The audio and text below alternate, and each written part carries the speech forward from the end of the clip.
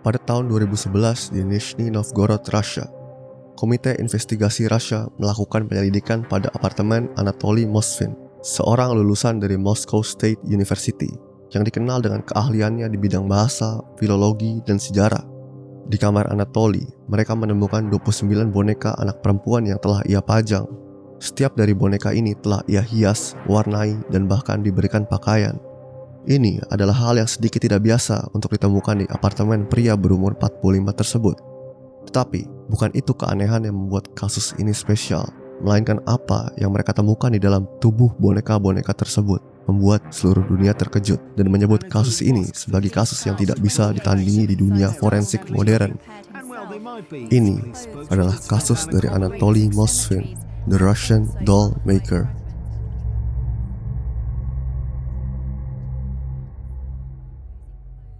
Anatoly Moskvin lahir pada 1 September 1966 di kota Gorky di Soviet Rusia, kota yang kini lebih dikenal dengan nama Nizhny Novgorod.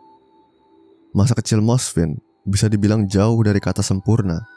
Saat ia duduk di kelas 3, dia pernah pulang sekolah dengan badan yang penuh luka, disebabkan oleh pelecehan dari seorang pria yang tidak dia kenal. Sampai sekarang, tidak diketahui apakah dia menceritakan ini ke orang tuanya atau tidak. Tetapi, orang tua Moskvin selalu merasa ada yang salah pada perilaku dan karakternya. Walaupun mereka tahu bahwa Moskvin adalah seorang anak pintar, tetapi ia selalu mempunyai kesulitan untuk bersosialisasi.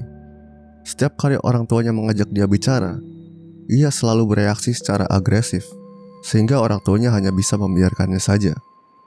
Dia selalu menyendiri dan menghabiskan seluruh uangnya untuk membeli buku mengenai bahasa asing. Pada suatu hari, sekolah Moskvin sedang menyelenggarakan acara daur ulang. Mereka diminta untuk mengumpulkan sampah daur ulang sebanyak-banyaknya, dan dikarenakan oleh sifat Moskvin yang kompetitif, untuk mengalahkan teman-temannya, ia pergi untuk mengumpulkan sampah kertas sampai ke tempat-tempat yang tidak seharusnya dia kunjungi. Secara tidak sengaja, ia mendapati dirinya berada di pekarangan rumah orang asing. Di sini, ia melihat 20 sosok orang dewasa berjubah hitam sedang memegang lilin menyala dan bernyanyi dalam bahasa asing di depan sebuah peti mati. Pemandangan yang sangat aneh bagi Moskvin yang baru berumur 12 tahun. Moskvin sadar bahwa apa yang dia lakukan sudah melewati batas. Dan karena dia tidak ingin mencari masalah, dia bergegas untuk keluar dari sini. Tiba-tiba, bahu Moskvin dipegang oleh salah satu pengikut acara tersebut. Kemudian ia ditarik menuju peti mati yang berada di tengah-tengah mereka. Di dalam peti mati ini, ia melihat ada seorang gadis kecil yang bernama Natasha Petrova. Gadis berumur 11 tahun yang meninggal karena tidak sengaja memegang kabel listrik yang longgar di rumahnya. Kemudian, seorang wanita yang tampaknya adalah orang tua dari Petrova meminta Moskvin untuk mencium dahi Petrova. Ia menjanjikan banyak permen, buah, dan uang jika Moskvin mau melakukannya. Moskvin menangis dan memohon agar dia melepaskannya. Tetapi ia bersikeras terus menarik Moskvin dan kembali menyanyikan doa-doa dalam bahasa yang tidak ia pahami. Menyadari ketidakberdayaan situasinya, Moskvin akhirnya terpaksa mencium dahi Petrova sebanyak 3 kali. Orang tua Petrova mengambil 2 cincin tembaga yang dipasangkan kepada jari Moskvin dan Petrova. Moskvin diberikan sekeranjang buah dan sejumlah uang untuk hal yang telah dilakukannya. Ia juga memberikan pesan kepada Moskvin untuk tidak memberitahu ke siapapun tentang apa yang terjadi di sini untuk setidaknya 40 hari ke depan. Setelah peristiwa itu, ia mulai mengalami mimpi-mimpi aneh tentang gadis yang telah meninggal tersebut. Setiap malam, Petrova akan datang kepadanya dan bersikeras bahwa Moskvin perlu belajar ilmu hitam darinya. Moskvin memberitahu orang tuanya mengenai mimpi-mimpi ini, tetapi mereka hanya memutuskan untuk mencari nasihat medis untuk Moskvin dan memberikan obat penenang untuk membantunya tidur, yang terbukti tidak berguna baginya.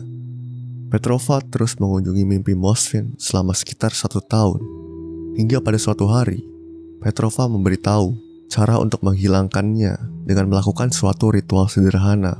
Tapi ia berpesan kepada Moskvin bahwa nanti ia akan menyesal karena tidak mau belajar ilmu hitam darinya.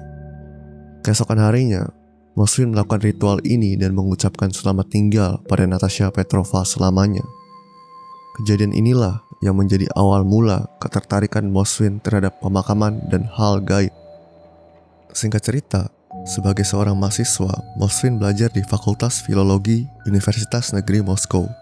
Memanfaatkan kebebasan kehidupan mahasiswanya, Mosfin bergabung dengan masyarakat Luciferianisme, sebuah sistem kepercayaan yang memuja Lucifer dan agama yang diasosiasikan dengan planet Venus. Dan benar, kini ia menyesal karena telah menjauhi Petrova. Terkadang ia pergi untuk mengunjungi makam Petrova. Berbeda dengan jalan gaib dalam hidupnya, di siang hari, Mosfin menulis tesisnya untuk Departemen Filologi Jerman dan Celtic. Setelah lulus, ia mulai mengajar filologi di Universitas Nizhny Novgorod. Dia juga menerbitkan kamus bahasa asing dan kamus fraseologi yang ditunjukkan untuk anak-anak usia sekolah. Rekan-rekannya menganggap dia sebagai orang yang baik hati, tepat waktu, dan jenius. Namun, hal ini harus dibayar dengan harga sosial tertentu. Banyak yang menganggapnya sedikit eksentrik, sementara yang lain menganggapnya sulit bergaul. Setelah berselisih dengan beberapa staf di universitas, dia akhirnya meninggalkan posisi ini dan memilih fokus untuk menulis dan mengajar sebagai guru les sejarah dan sastra. Ia menikmati berkomunikasi dengan anak-anak, dan bisa dibilang dia adalah guru les yang populer. Pada tahun 2003, Mosfin bertemu dengan Yulia Grenova, seorang wanita muda yang sangat ia kagumi.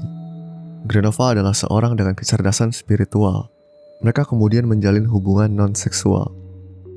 Hubungan itu memuaskan kebutuhan Mosfin akan interaksi sosial, dan Yulia cukup senang dengan peraturan itu karena ia sendiri yang menyarankannya. Sampai pada suatu hari, Yulia menginginkan seorang anak, dan karena hubungan mereka yang bersifat non-seksual, Mosfin mengajukan permohonan adopsi seorang gadis muda. Namun permohonan ini ditolak dengan alasan penghasilan Mosfin yang terlalu rendah. Pada saat itu, penghasilan Mosfin tak menentu, dan di luar penghasilannya yang rendah, ia tinggal bersama dengan orang tuanya yang mengokongnya secara finansial. Orang tuanya tidak memiliki antusiasme yang sama terhadap rencananya untuk mengadopsi anak. Ini menyebabkan ketegangan dalam keluarga Mosfin. Mosfin mengancam ibunya dengan mengatakan, "Saya akan terlibat dalam ilmu hitam dan berhubungan dengan roh-roh orang mati." Terbiasa dengan perilaku eksentriknya, ibu Mosfin membiarkannya melakukan apa yang dia inginkan. Pada akhirnya, kebutuhan akan seorang anak tampaknya menjadi latar belakang, dan Mosfin mengalihkan perhatiannya pada petualangan baru di jalanan Nizhny Novgorod. Pada 18 Juli 2005, petualangan mengerikan Mosfin dimulai. Ini adalah pertama kalinya Mosfin berlayar sendiri dalam sebuah proyek. Biasanya ia akan ditemani oleh seorang sejarawan bernama Oleg Ryabov.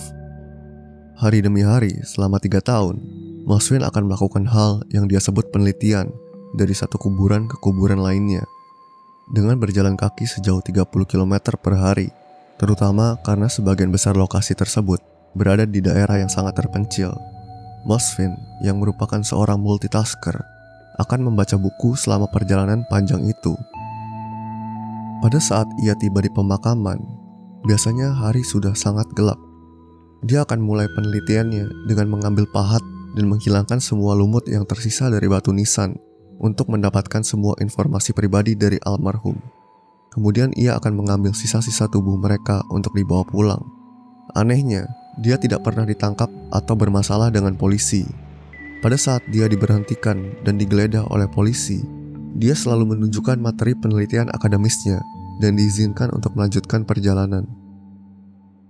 Di apartemennya, Mosfin akan membuat boneka yang diisi dengan tubuh yang telah ia bawa pulang. Boneka ini akan dia hias, berikan baju, dan dipajang dengan rapi. Ia bahkan mengisi sebagian boneka tersebut dengan kotak musik, sehingga mereka bisa bersuara ketika disentuh. Mosfin telah mengumpulkan koleksi ini selama lebih dari 10 tahun. Semuanya disimpan di kamarnya. Hanya ada satu di kamar orang tuanya yang ia beri nama Masha. Orang tuanya tidak tahu dengan penelitian ini. Satu-satunya kekhawatiran yang dimiliki oleh ibunya adalah mengapa Mosfin bermain dengan boneka dengan umur yang sudah cukup tua. Ketika teman-temannya berkunjung, mereka sering memuji karya seni bonekanya. Tidak pernah terpikir oleh mereka bahwa boneka tersebut berisi badan manusia. Pada tahun 2011, terjadi pengeboman teror di bandara internasional.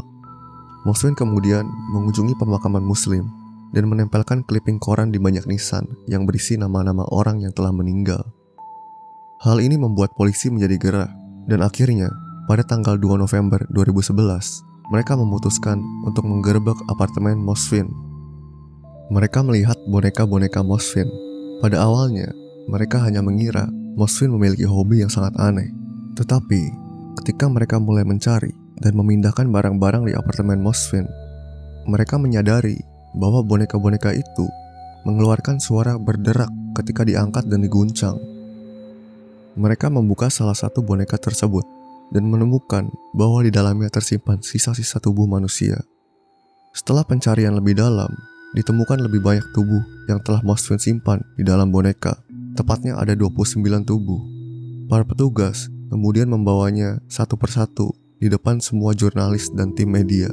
Masing-masing lebih menakutkan daripada yang terakhir. Keesokan harinya, peristiwa itu meledak di dunia internasional dengan berita utama yang menjuluki Mosfin sebagai The Russian Dollmaker. Penangkapan Mosfin ini sangat mengejutkan, terutama bagi orang tuanya. Mereka menyatakan bahwa mereka tidak tahu apa-apa tentang hobi aneh dan menyeramkan putra mereka. Mereka hanya tahu bahwa ia menyukai boneka. Mosfin mengaku bahwa ia menggali mayat pertamanya pada tanggal 9 Mei 2003 setelah ia berselisih dengan orang tuanya mengenai adopsi dan memutuskan untuk menghidupkan kembali para wanita dan anak-anak yang telah meninggal dengan ilmu hitamnya. Dia biasanya mengajak boneka-boneka tersebut bicara, tetapi orang tua Mosfin tidak melihat hal ini. Ia hanya melakukan kegiatan ini ketika orang tuanya berlibur di bulan April atau ketika mereka meninggalkan rumah selama musim panas dan kembali pada bulan Oktober. Mosfin mengatakan bahwa ia merasa kasihan pada anak-anak yang telah meninggal tersebut, sehingga ia memberikan mereka kehidupan kedua. Pada bulan Mei 2012, persidangan Anatoly Mosfin dimulai. Dia terancam hukuman 5 tahun penjara. Namun, setelah pemeriksaan psikologis, dia dianggap gila dan dibebaskan dari tanggung jawab pidana. Ia didiagnosa menderita skizofrenia paranoid dan pada tanggal 27 September 2013, ia dijatuhi hukuman tindakan medis wajib yang pada dasarnya memenjarakannya di klinik psikiatri, di mana kasusnya ditinjau setiap 6 bulan sekali dan dapat membuatnya dikurung seumur hidupnya.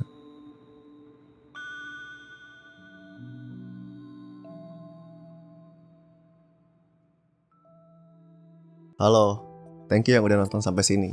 Oke, jadi seperti biasa, gue di ending-ending ini mau kasih kalian extra information buat kalian yang masih penasaran tentang cerita si Anatoly Mosfin ini. Jadi gue ada beberapa sih. Ini dapat dari interviewnya si Anatoly sendiri nih. Si Anatoly tuh bilang dia tuh sering ngajak main bonekanya, terus sering diajak nonton gitu loh. Bener-bener diperlakukan kayak manusia hidup gitu boneka-bonekanya. Terus di interviewnya dia sampai jelasin cara-cara sama bahan-bahan untuk mumifikasi anak-anak tersebut. Ini bener-bener detail banget nih apa cara-caranya nih. Ini gak bakal gue bacain juga sih. Creepy banget, gila.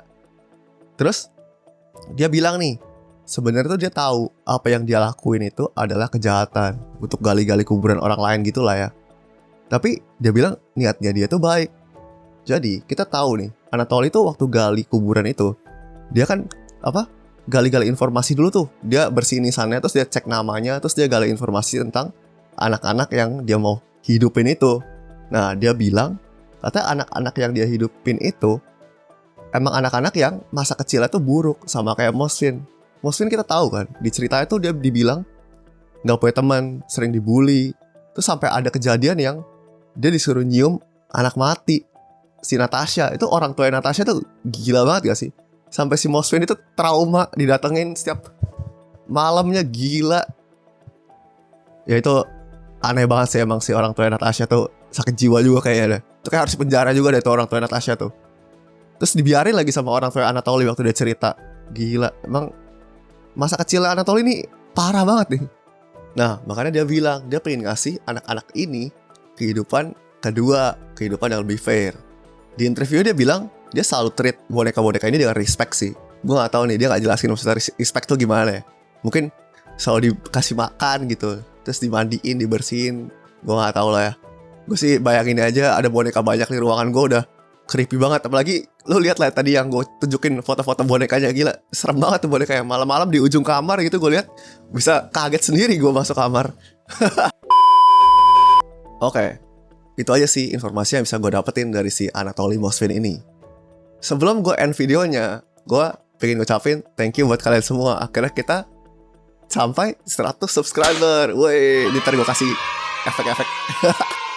Oke. Terus ini nih, gue sama Andrew lah, pengen personally ngucapin thank you kepada Jun21. Gila, dia tiap kali komen setiap video baru di-upload langsung komen. Nih gue tunjukin komen-komen dia nih. Gila, emang penonton setia banget. Thank you banget lah Jun. Mantap. Applause buat lo. Tapi gak cuma Jun doang sih. Ini masih banyak nih orang-orang yang kemarin kayak kasih komen untuk kita memperbaiki channel kita lah kayak gimana gitu. Nih gue tunjukin nih komen-komennya. Thank you buat kalian semua yang udah nonton. Oh ya, terus kemarin si Jun request kita upload 2 kali seminggu. Waduh, kalau itu masih agak berat ya Jun. Maaf. Soalnya edit gue sendiri nih. Video yang ini aja butuh waktu dari bikin skrip sampai recording dan edit itu butuh lebih dari 50 jam kali gue kerjain sendiri. Jadi mungkin itu belum bisa lah. Tapi ya gue usahain lah. Gue sama Andrew usahain lah supaya kita tetap post cepet sebisa kita lah. Post sebisa kita gitu. Oke, sampai situ aja sih paling. Jangan lupa untuk komen kalau kalian mau diskusi. Ini udah sama lah kayak di video lalu. Pasti gue balasin semua komen kalian. Atau kalian mau kasih topik-topik, pasti kita adalah kita baca dulu. Kalau emang menarik, kita bawain next time gitu. Aman. Semua komen pasti kita baca. Oke, jangan lupa untuk like dan subscribe juga. Bye-bye. Ia didiagnosa menderita skizofrenia.